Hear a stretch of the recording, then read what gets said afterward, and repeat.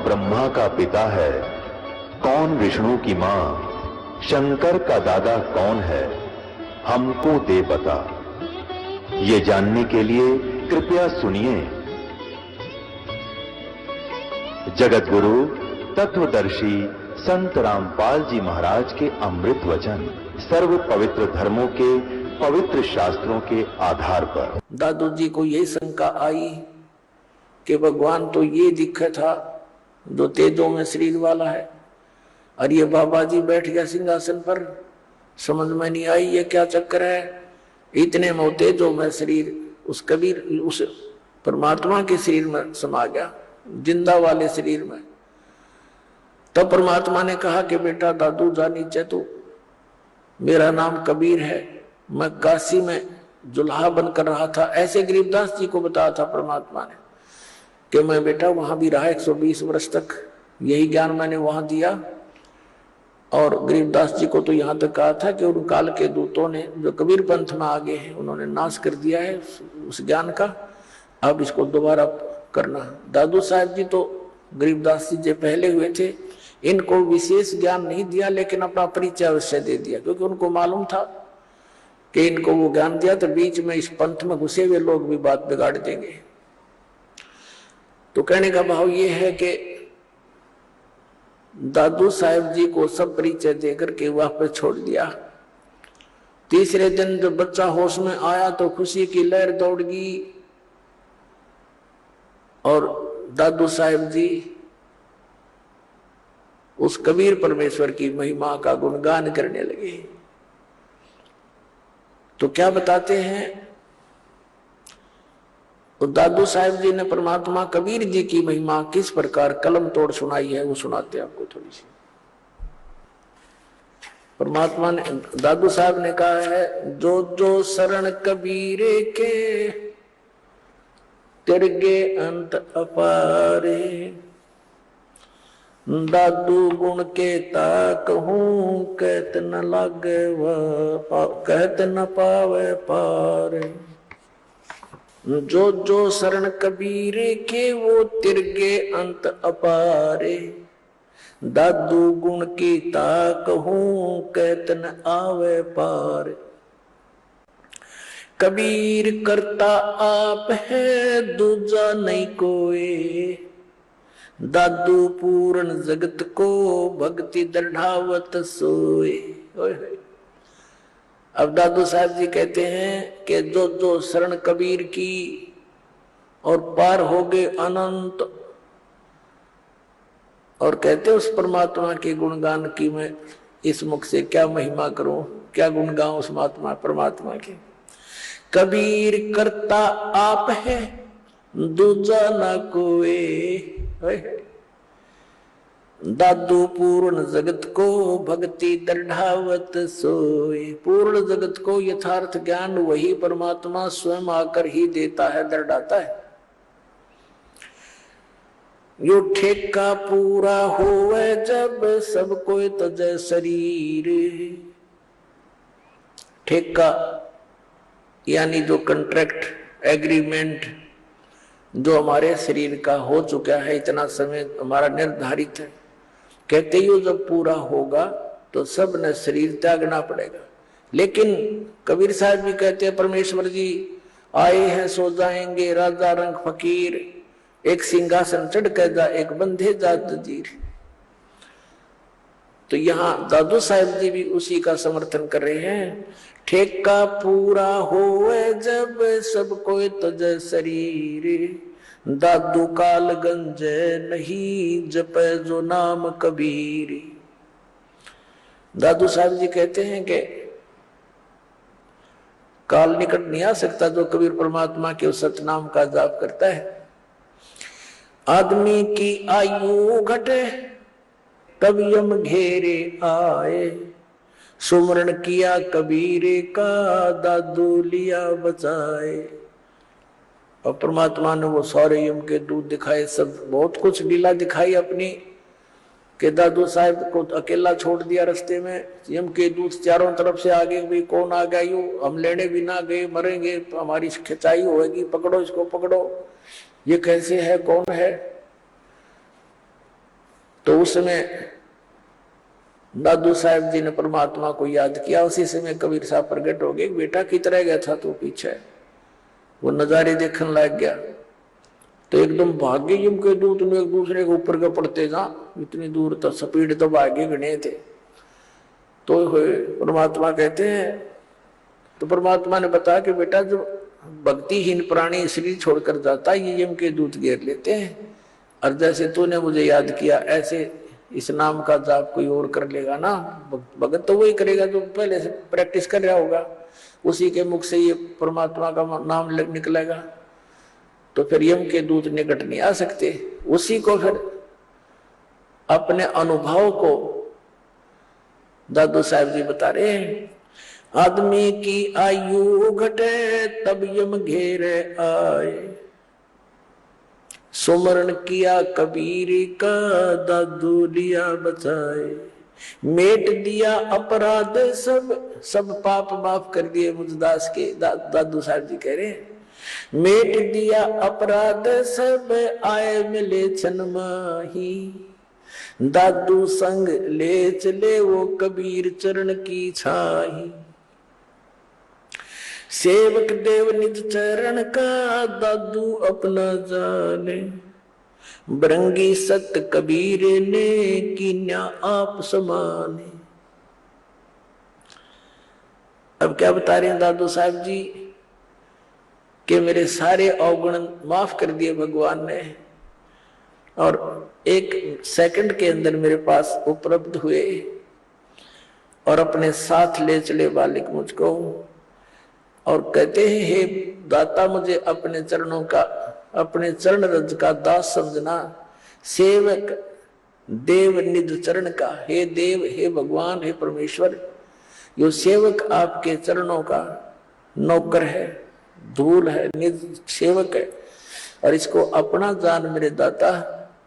और भृंगी सत कबीर ने कर लिया आप समान, कि जैसे एक भृंगी कीट होता है, भी भी करता बमीरी बोलना, वो एक कीड़े को उठा लाती है और उसको अपना राग सुना सुना के अपने जैसी आवाज निकाल, उसी जैसी आवाज निकालने वाला बना देता है।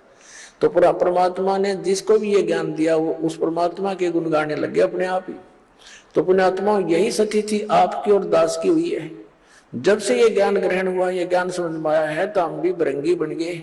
ना जाने सब न बता जा, किस किस ने सुना जा, और भृंगी से फिर और भी भृंगी बन गए।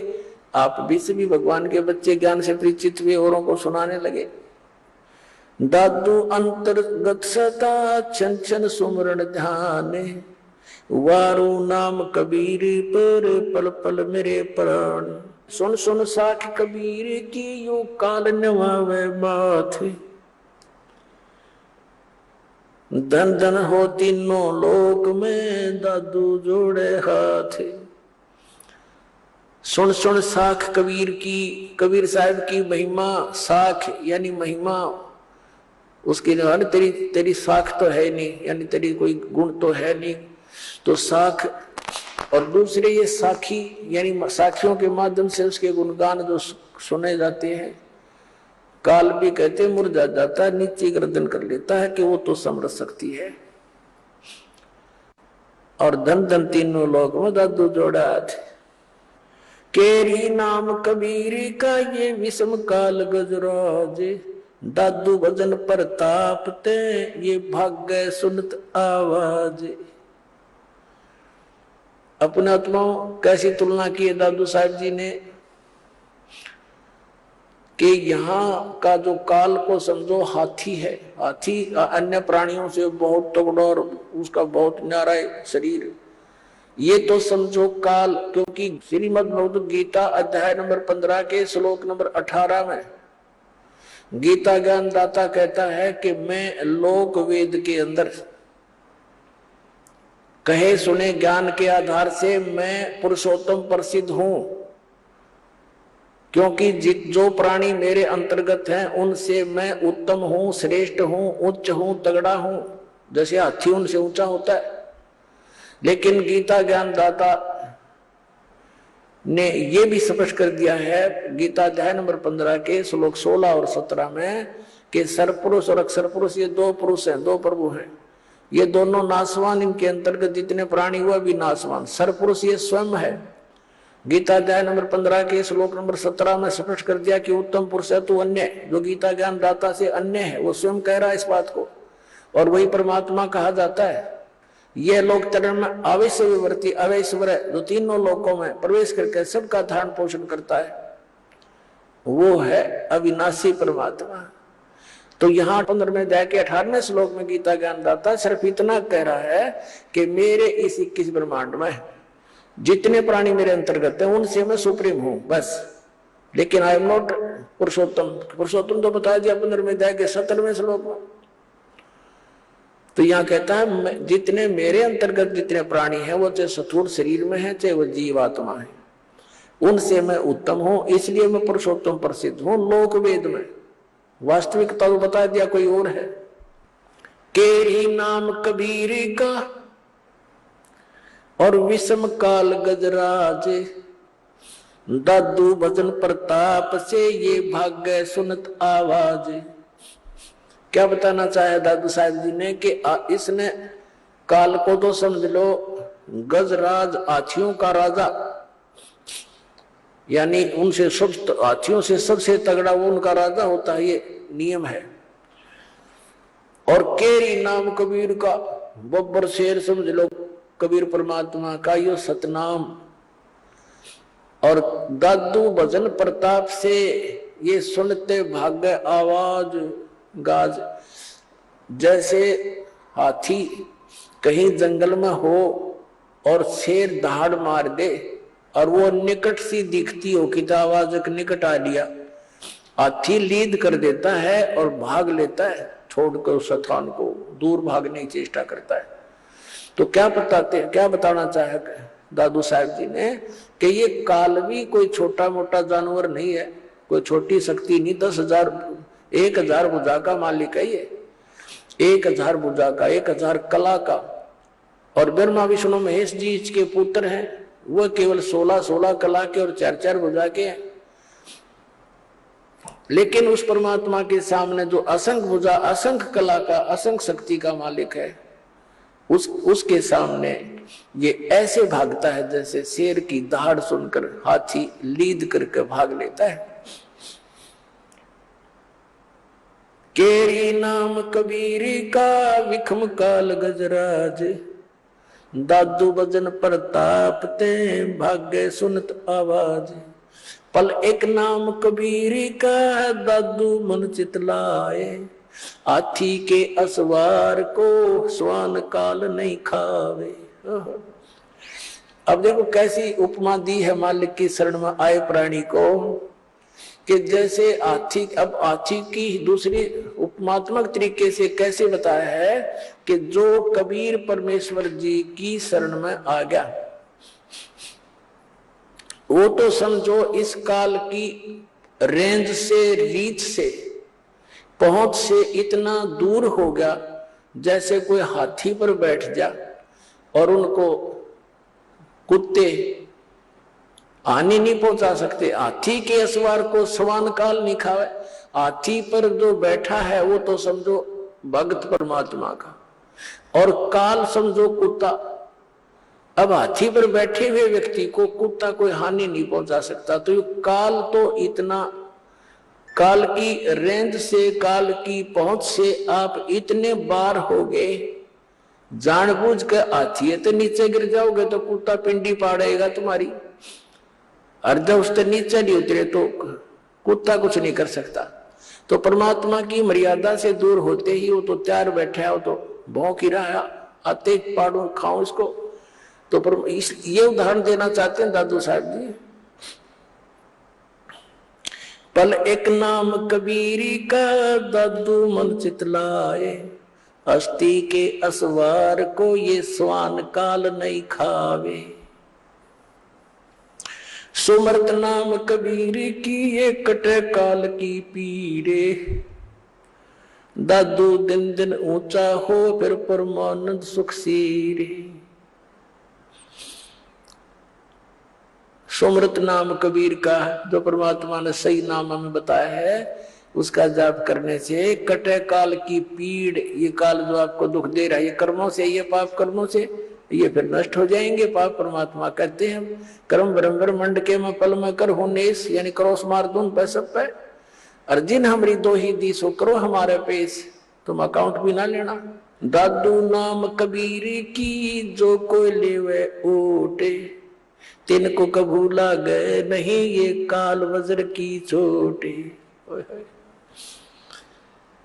अपने आत्मा इतने समर्थ की शरण मिल गई हमारे को, ये इतने गवाह भगवान के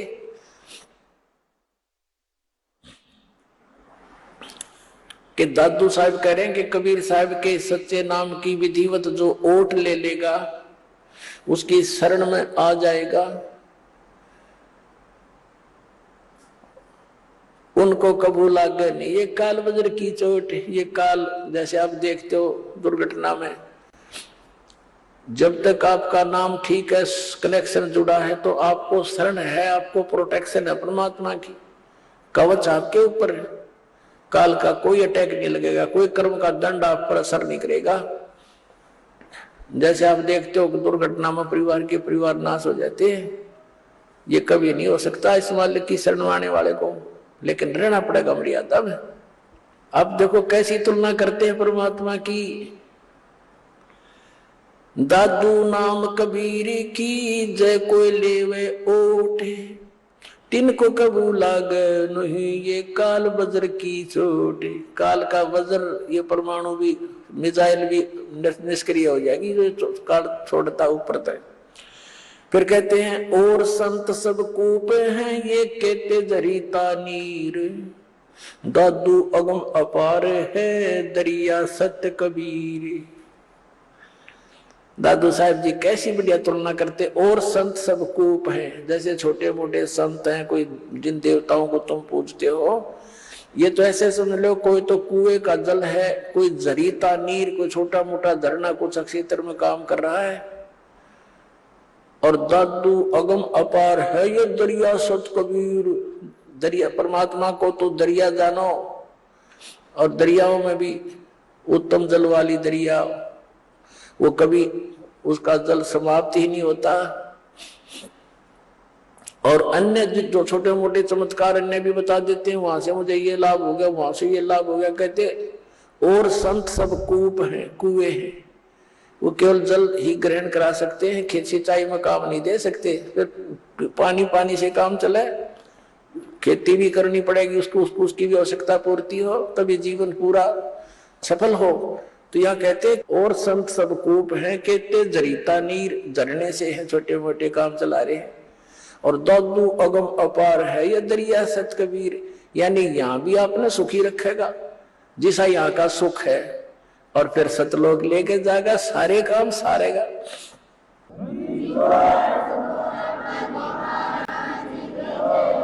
अब ही तेरी सब मिटा ये जन्म मरण की पीरे, श्वास उश्वास सोमर ले दादू नाम कबीर। अभी तेरे सारे झंझट मिट जाएंगे, इस श्वास उश्वास से उस परमात्मा का ज्ञान सच्चे पूरे संत से प्राप्त करके सुमन कर ले। दादू नाम कबीर का ये सुन के कप काले, नाम भरोसे नर चले तो हो नवा का भाले। दादू साहब कहते हैं कि दादू नाम कबीर का, अरे सुनते का पे काल, ये 21 ब्रह्मांड का स्वामी सरपुरुष, ये सारा कांप जाता है मालिक का नाम लेते ही, इसका छाती धड़कन लग जाए नू। और कहते हैं नाम भरोसे नर चले, नाम का आधार बनाकर चले संसार अपने जीवन रूपी सफर में, तो हो नवा का बाल, उसका कुछ नहीं बिगड़ सकता, सच्ची श्रद्धा से लगा रहे। जिनमो को निज नाम दिया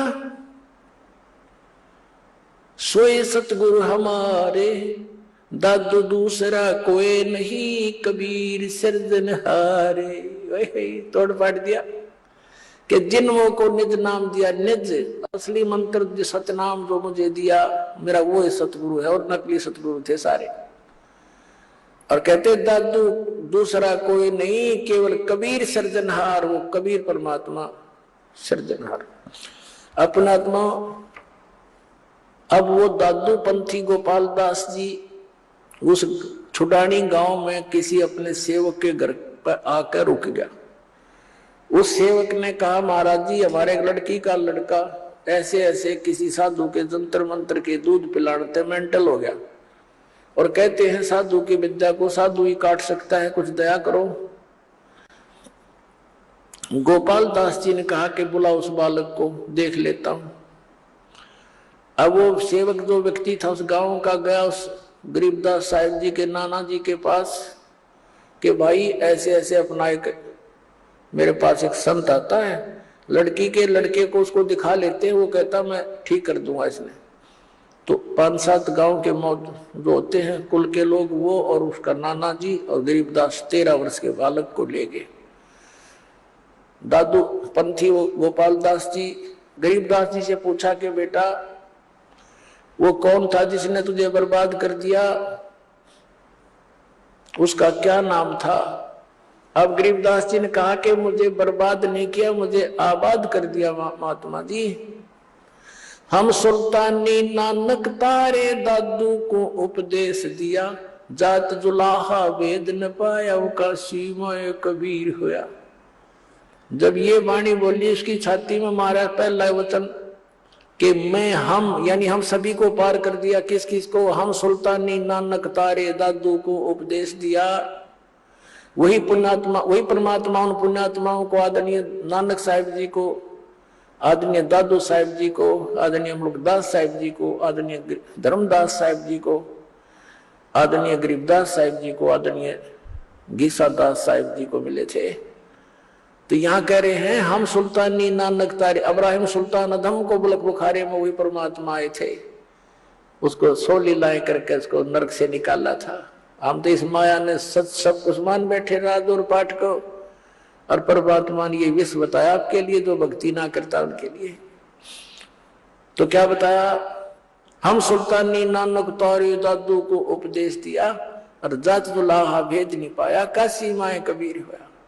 अजब नगर में ले गया हमको सतगुरु आन, और जल के बिंब अगाध गति हम सूते चादर तान।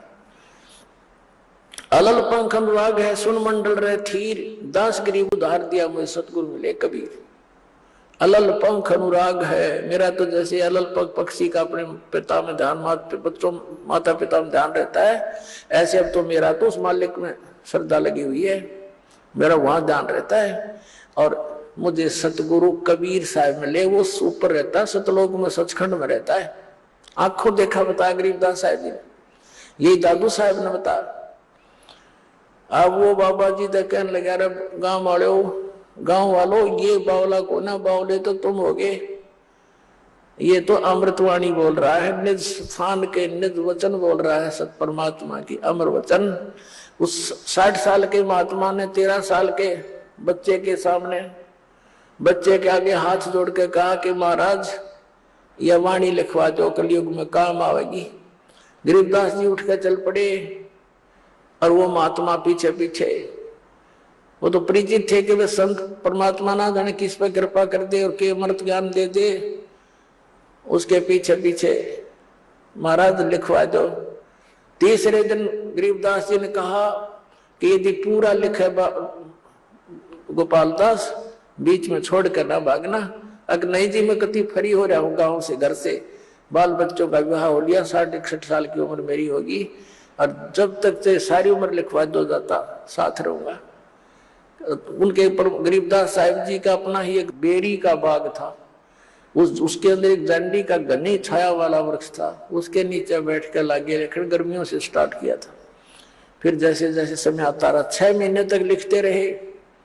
पर गरीबदास साहब जी बोल रहे थे और दादू पंथी गोपाल दास लिख रहा था। वो अमृतवाणी, वो अमर इतिहास, वो सूक्ष्म वेद का पुनर् स्वच्छ रूप गरीबदास साहब जी के माध्यम से कबीर परमात्मा ने वो फिर से प्रकट करवाया, जो दास आपको सुनाता है। बोलो सतगुरुदेव।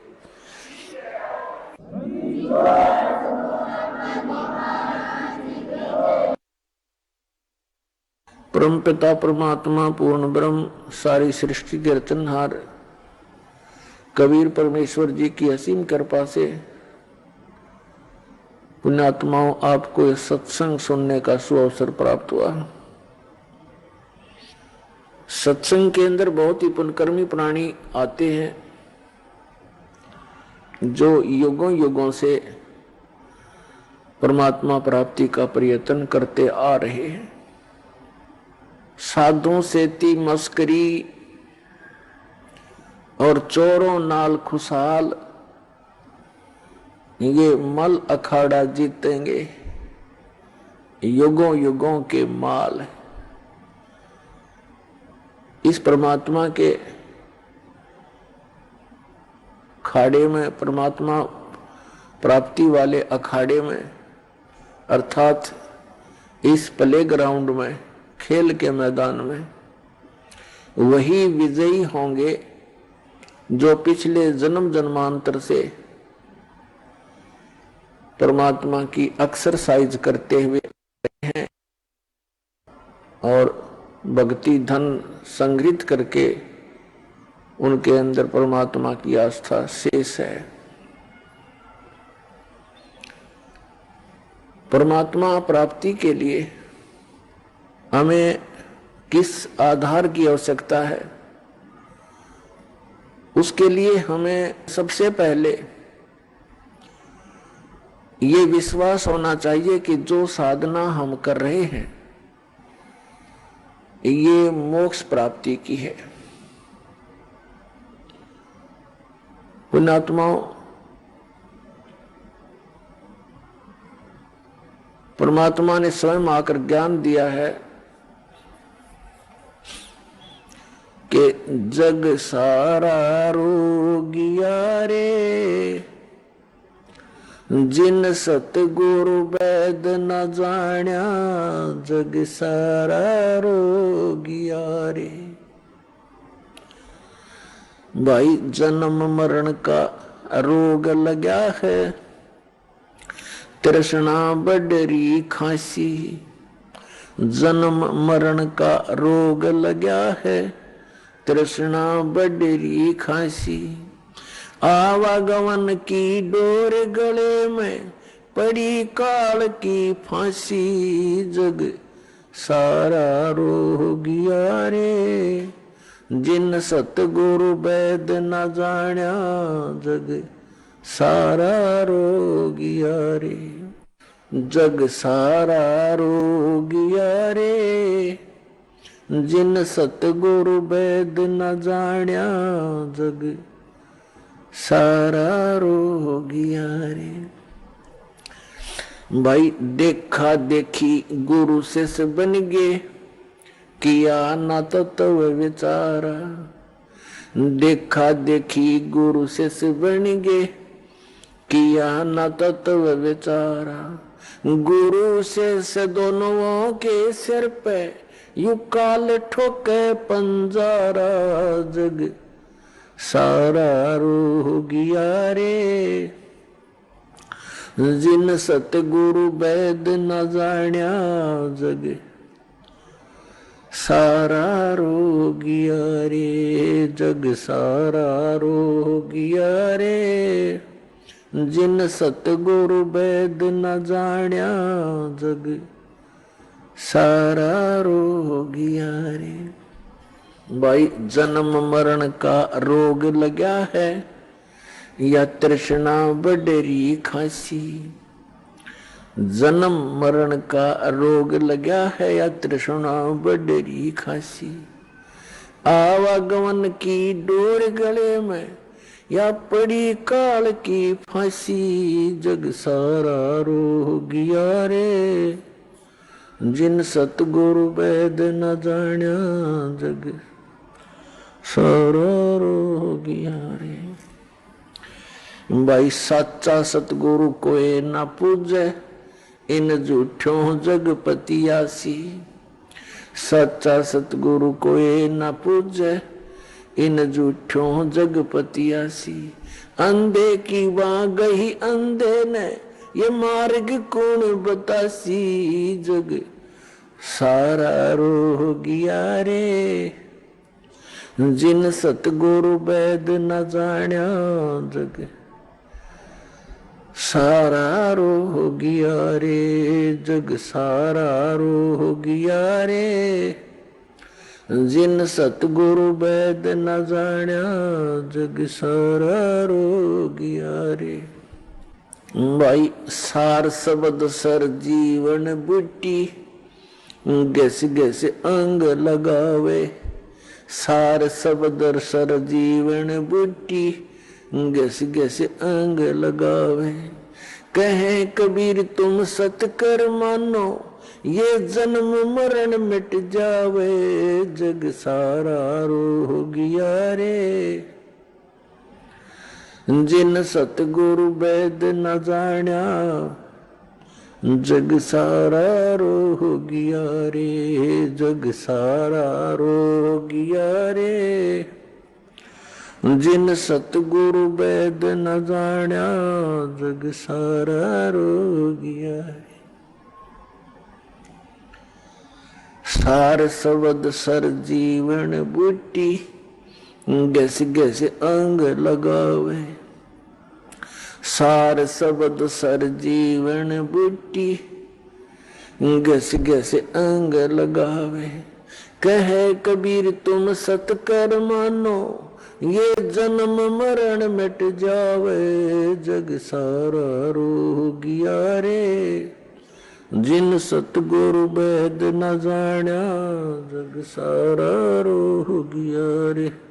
अब परमात्मा ने कहा कि ये सब पूरा विश्व रोगी है। कौन से रोग से रोगी है? ग्रस्त है ये जन्म और मृत्यु के रोग से। और जब तक जन्म और मृत्यु का ये रोग नाश नहीं होगा, तब तक आत्मा स्वस्थ नहीं हो सकती, तब तक परम शांति नहीं हो सकती। तो पुण्यात्मा परमात्मा के पाने के लिए हमें एक विशेष विवेक की आवश्यकता पड़ेगी। उसके अंदर हमें सबसे पहले कौन सी वस्तु को आधार मानना पड़ेगा? हमने परमात्मा के पाने के लिए उस साधना को आधार मानना पड़ेगा जिस साधना को करके जिन महापुरुषों को हम अमर मानते हैं, कि जो संत जो महापुरुष मुक्त हुए हैं, उन्होंने कौन सी साधनाएं की, कौन सी भक्ति की, और उन्होंने कौन परमात्मा बताया। फिर तो बात सब संशय खत्म हो जाती है, बात ही समाप्त हो जाती है। हमारे अंदर जो शंकाएं थी वो नष्ट हो जाएंगी। उसके साथ साथ जो उन महापुरुषों ने साधनाएं की और वो मुक्त हुए, उसके साथ साथ फिर उनका कुछ संकेत, कुछ विवरण हमारे सदग्रंथों में भी विद्यमान है, तो भी हम उसको समर्थन मानेंगे।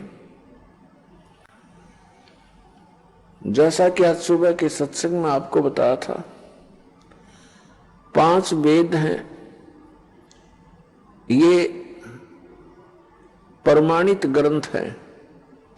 ऋग्वेद, सामवेद, यजुर्वेद, अथर्ववेद, ये तो वेल नोन है। और 5वां जो सूक्ष्म वेद है वो परमेश्वर ने स्वयं आकर के बोला है अपने मुख कमल से। उसके विषय में श्रीमद् भगवत गीता अध्याय नंबर 4 के श्लोक नंबर 32 में प्रमाणित किया है।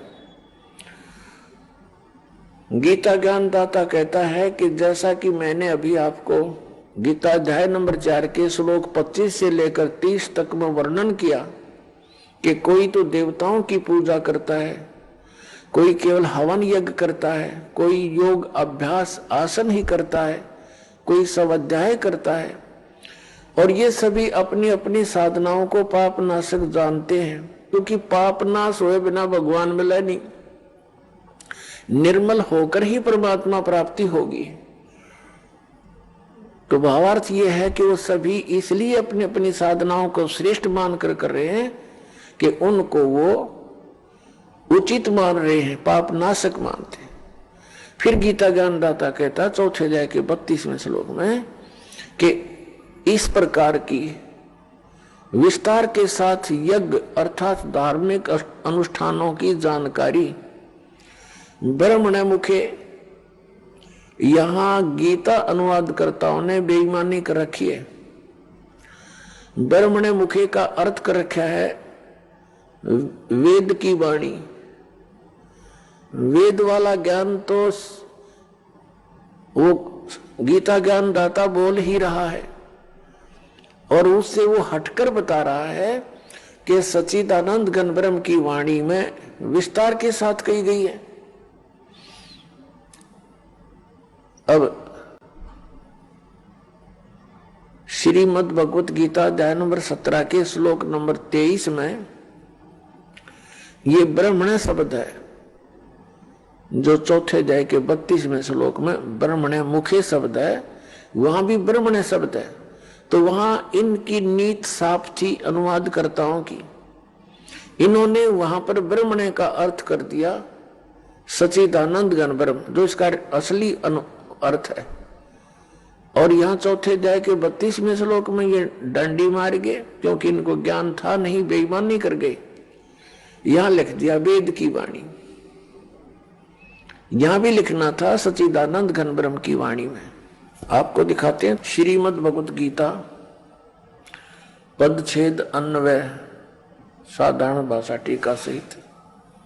ये गीता प्रेस गोरखपुर से प्रकाशित है, जयदयाल गोविंद का इसके अनुवादक है। ये अध्याय नंबर 4 है श्रीमद् भगवत गीता का। ये 25 में क्या कहा है? दूसरे योगीजन देवताओं के पूजन रूप यज्ञ का यानी धार्मिक अनुष्ठान का परिपथपाती अनुष्ठान किया करते हैं। पर उपासते माने पूजा करते हैं, ये उपासते माने पूजा करते हैं। और अन्य ब्रह्म अग्नौ यानी ब्रह्म परब्रह्म नहीं, इस काल की साधना तक सीमित है, आत्म रूप यज्ञ का हवन किया करते हैं। और 26वां अन्य श्रोत्रादि समस्त इंद्रियों को संयम रूप अग्नियों में हवन किया करते हैं, यानी कुछ अपने इन कान आदि रोक राख कर ये क्रियाएं करते रहते हैं। दूसरे योगीजन शब्द आदि शब्द सप्रस रूप रसगंध इन समस्त विषयों को इंद्रिय रूप अग्नि में हवन किया करते हैं, यानी अपनी संयम साधना में लगे रहते हैं। दूसरे योगीजन इंद्रियों की संपूर्ण क्रियाओं को और प्राणों की समस्त क्रियाओं को, श्वासों की, प्राण माने श्वासों की, ज्ञान से प्रकाशित आत्म संयम रूप योग रूप अग्नि में हवन किया करते हैं। हवन माने साधना करते हैं। और कई पुरुष दर्व संबंधी यज्ञ करने वाले हैं, यानी दर्व संबंधी माने धन से होने वाला। जैसे कोई भंडारा कर दिया कि तक कंबल बांट दिए, और कहीं कोई धर्मशाला बनवा दी, कोई मंदिर बनवा दिया, इस तरह कि तो भंडारे कर दिए।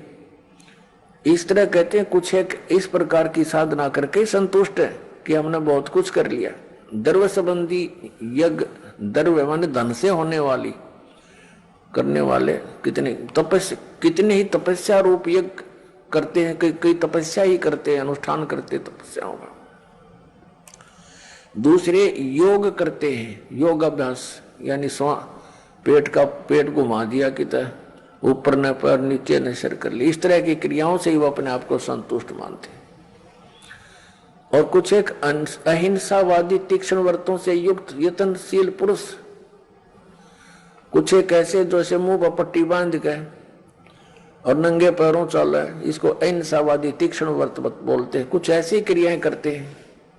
और कुछ स्वाध्याय रूप ज्ञान यज्ञ करने वाले हैं, जैसे गीता जी का पाठ कर लिया या कोई मंत्र वेदों के मंत्र गोट लिए, इस तरह के स्वाध्याय बोलते हैं।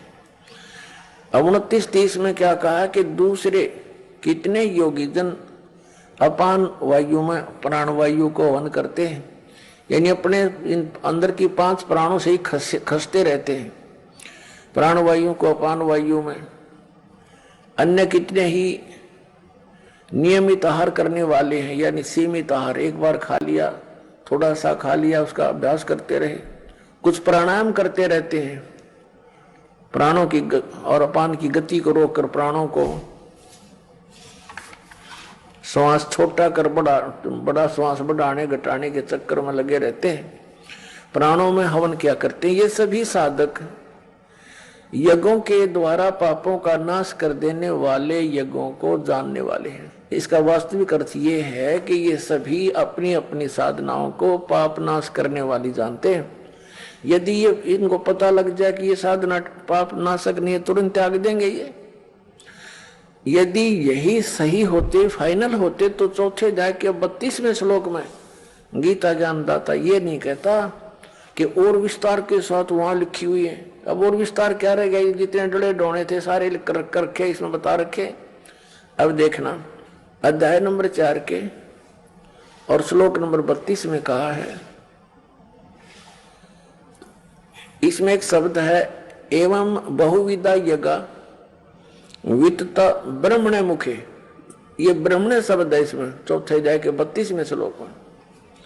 कर्मजान विधितान सर्वान एवं ज्ञात्वा विमोक्ष यसे विमोक्ष से।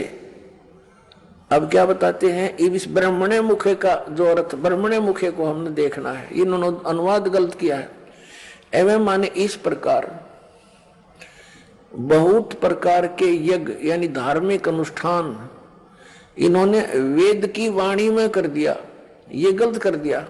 ब्रह्मणे मुखे का अर्थ लिखना था सच्चिदानंद घन ब्रह्म की वाणी में विस्तार से कहे गए।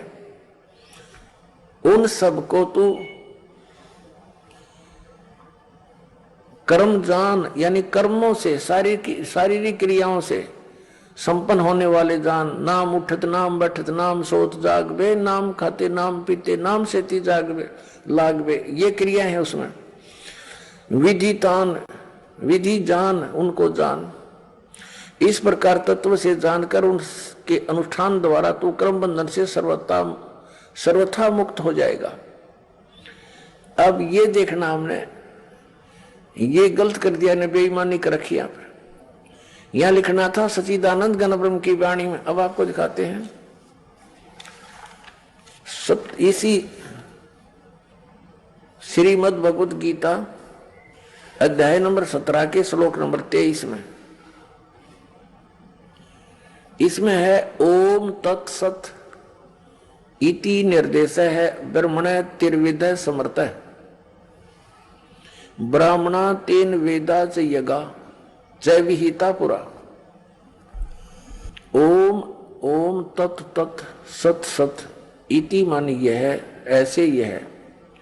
तिर्विध माने 3 प्रकार का। ब्रह्मणे मुख्य, ब्रह्मणे सच्चिदानंद घन ब्रह्म का, ब्रह्मणे माने सच्चिदानंद घन ब्रह्म, ये यहां बिल्कुल सही इन्होंने अनुवाद किया है, का नाम कहा है। अपने आत्मा इस गीता जी अध्याय नंबर 17 के श्लोक नंबर 23 में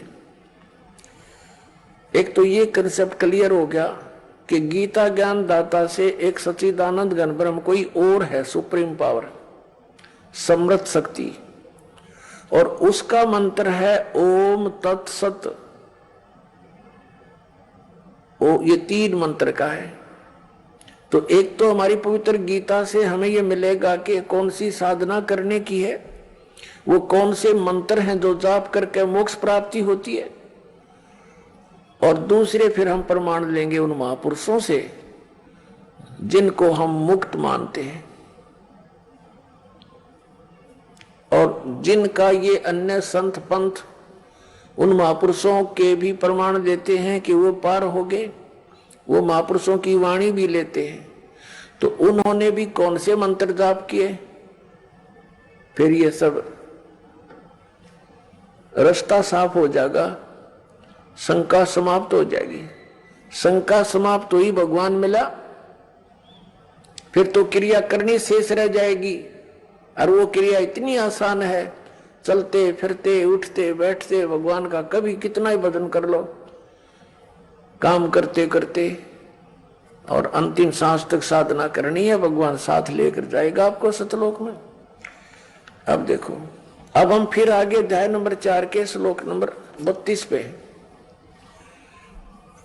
अब इसमें है, इस प्रकार बहुत प्रकार के यज्ञ माने धार्मिक अनुष्ठानों की जानकारी ब्रह्मणे मुखे, यहां लिखा गया सच्चिदानंद घन ब्रह्म की वाणी में विस्तार के साथ कहे गए हैं।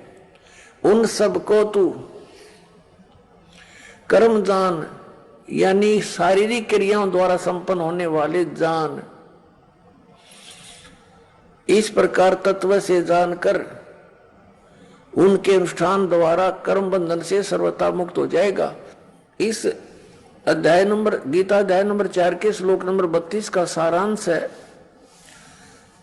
कि गीता ज्ञानदाता कह रहा है कि एक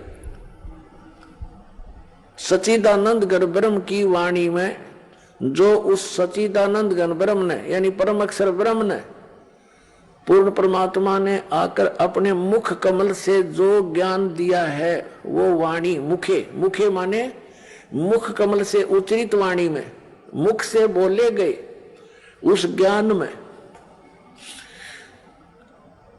वो विस्तार के साथ कहा गया। और उसको जानने के बाद फिर पूर्ण रूप से सभी प्रकार से तो सब कर्मों से मुक्त हो जाएगा।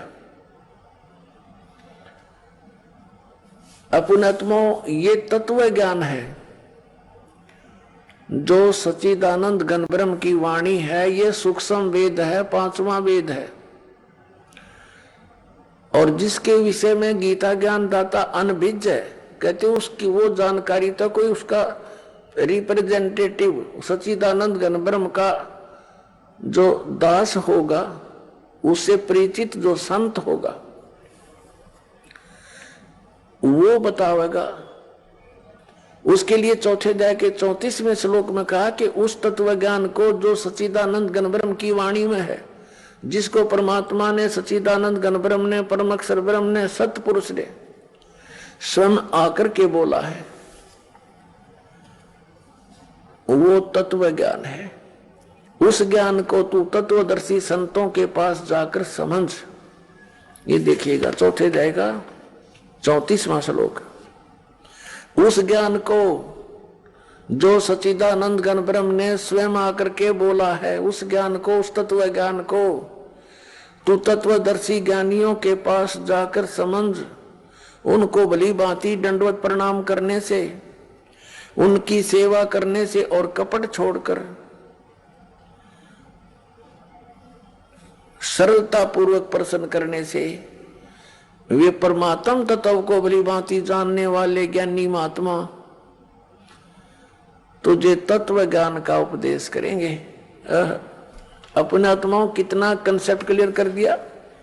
गीता ज्ञान दाता अपने से अन्य कोई परम अक्षर ब्रह्म के विषय में कह रहा है कि वो सच्चिदानंद घन ब्रह्म आकर के अपने मुख कमल से ज्ञान देता है, और वो तत्व ज्ञान है।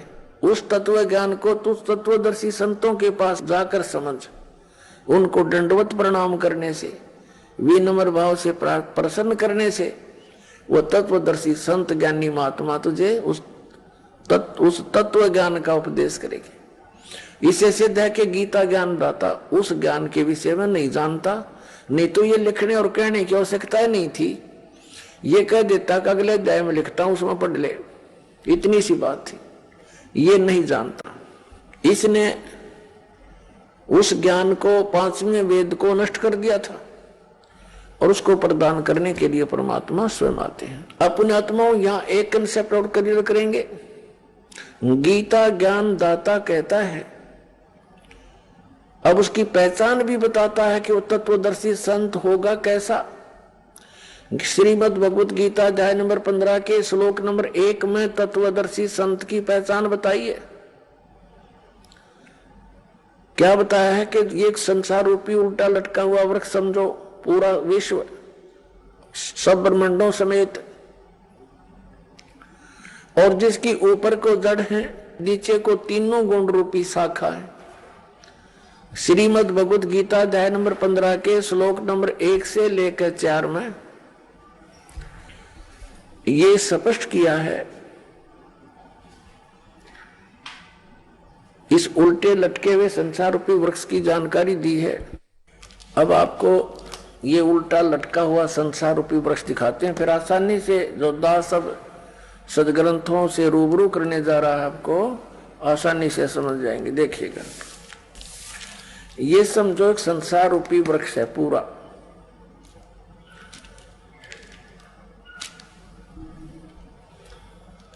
ऊर्ध्व मूलम अधः शाखम। देखिए श्रीमद् भगवत गीता अध्याय नंबर 15 का ये पंचदशो अध्याय यानी 15वां अध्याय है। 15वां अध्याय है,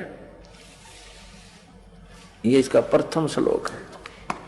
इसमें कहा कि ऊर्ध्व मूलम अधः शाखम अश्वत्थम प्राहु अव्यम छंदासी यस्य पर्णानि ये तम वेद स वेदवित्। ऊर्ध्व मूलम इसका अर्थ है कि ऊपर को जड़ और नीचे को शाखा। अधः माने नीचे होता है, ये भ्रमित है, इन्होंने गलत कर दिया। अधः माने ब्रह्मा रूप मुख्य शाखा वाले, नहीं। ये दूसरा अध्याय में 15वें अध्याय के दूसरे श्लोक में 2 बार अधः है, अधः अधः। इसका अनुवाद इन्होंने इसके अगले पृष्ठ पे किया है। अधः माने नीचे, अधः माने नीचे, अधः माने नीचे, ऊर्ध्व माने ऊपर, अधः माने नीचे, अधः माने नीचे। तो हम यहां इसको शुद्ध कर लेंगे, इन्होंने गड़बड़ कर दी थोड़ी सी, ये बेईमानी करके जान के समझ में ना आई। अब हम फिर 15वें अध्याय के प्रथम मंत्र में फिर आगे हैं।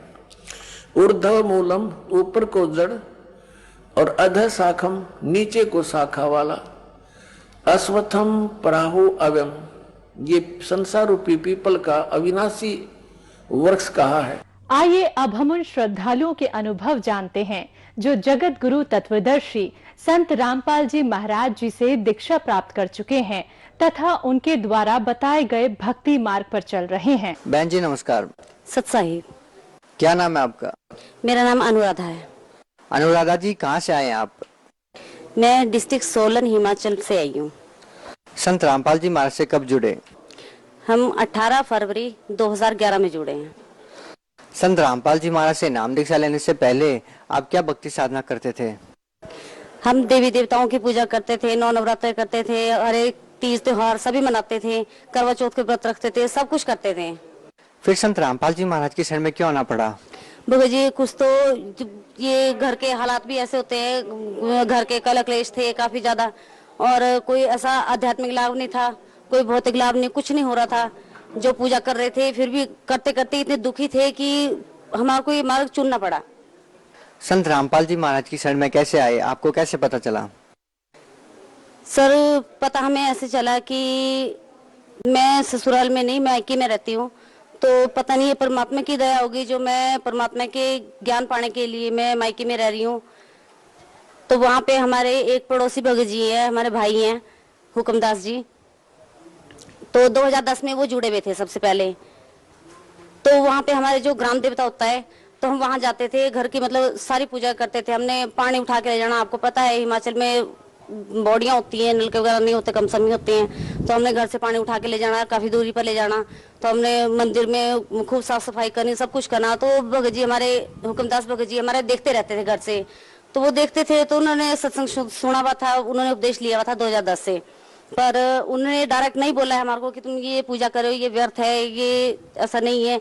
तो उन्होंने अपनी भक्तमती को बोला कि आप इनको समझाओ कि जो ये पूजा कर रहे हैं वो सब व्यर्थ है, बाकी आप सत्संग सुना करो। उन्होंने इतना बोला, तो हम सत्संग सुनने लगे। तो उस दिन से ही हमने ये पूजा वगैरह सब छोड़ दी। जब से सत्संग सुनने लगे। तो सत्संग सुनने लगे, एक दिन ऐसा हुआ कि हुक्मदास जी के जो फादर थे उनकी डेथ हो गई। तो जैसे शाम को बैठने के लिए जाते थे तो हम वहाँ पे चले गए बैठने के लिए जाते थे। तो वहाँ पे जो मरने के बाद गरुड़ पुराण पढ़ते थे, तो भगत जी ने वो पढ़ने नहीं दिया। तो उन्होंने बोला कि इससे कोई फायदा नहीं है, इससे कोई लाभ नहीं है, ये व्यर्थ है, इसको तो मरने के बाद पढ़ा जाता है।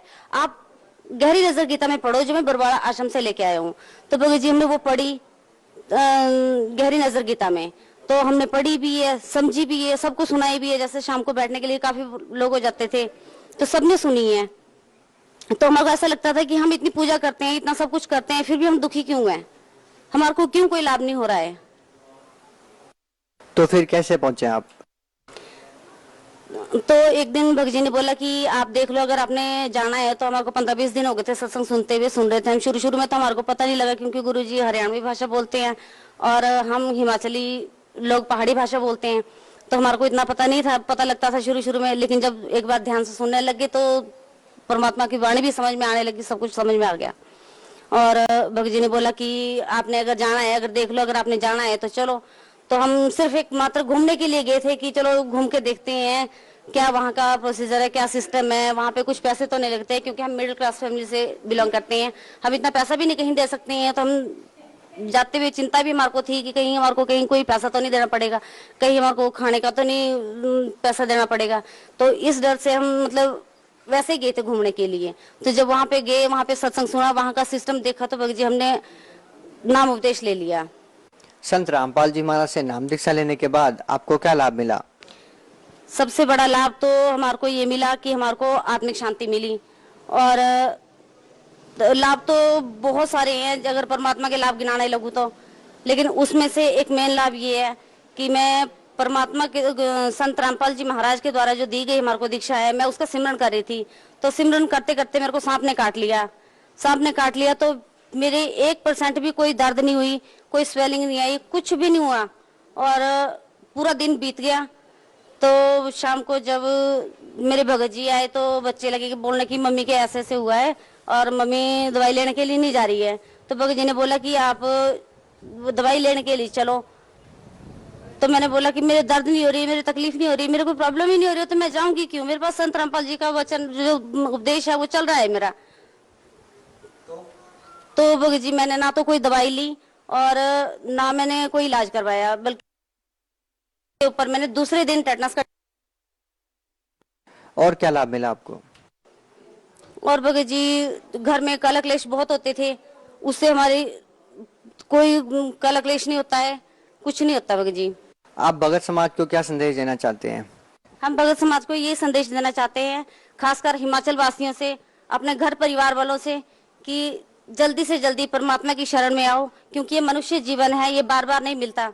और ये मानव जीवन अनमोल है, मिले ना बार, जैसे तरवर से पत्ता टूट गिरे, बहुत ना लगता डर। क्या आप संत रामपाल जी महाराज में अभी भी पूरा विश्वास रखते हैं जबकि वो जेल में?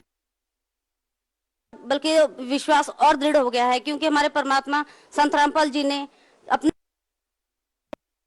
जोर लगाया, पर किसी ने। परमात्मा कहते हैं कि जो बुराई होती है वो बहुत ज्यादा फैलती है और जो अच्छाई होती है वो बहुत आहिस्ता से फैलती है। इसलिए चाहे बुराई सही, इस कांड के बाद जो ये बरवाड़ा कांड हुआ है, इस कांड के बाद घर घर में संत रामपाल जी की चर्चा हो रही है।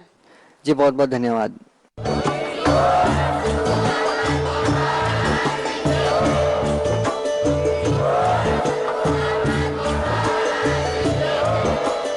आप सुन रहे थे जगत गुरु तत्वदर्शी संत रामपाल जी महाराज जी के मंगल प्रवचन। अधिक जानकारी के लिए विजिट कीजिए हमारी वेबसाइट www.jagatgururampalji.org। संत रामपाल जी महाराज जी के शुभ आशीर्वाद से पूरे विश्व भर में 500 से भी ज्यादा नाम दीक्षा केंद्र हैं, जिन पर संत रामपाल जी महाराज जी द्वारा ऑनलाइन निःशुल्क नाम दीक्षा दी जा रही है। अपने नजदीकी नाम दीक्षा केंद्र का पता करने के लिए संपर्क करें 8222880541।